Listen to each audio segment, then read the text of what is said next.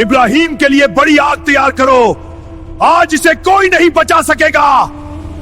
ये एक बादशाह का हुक्म था और पूरी कौम उसके साथ थी।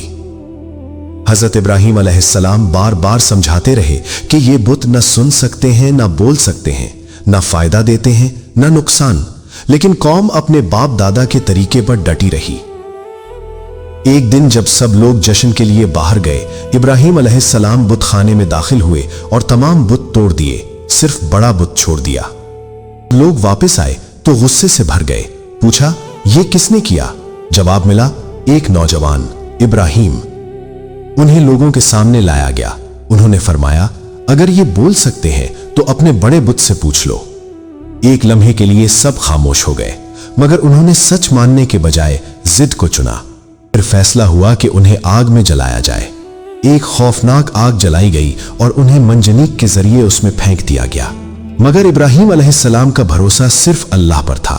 तब अल्लाह ने हुक्म दिया, ए आग, इब्राहिम पर ठंडी और सलामती वाली हो जा। और आग जो जलाने के लिए थी, अमन बन गई।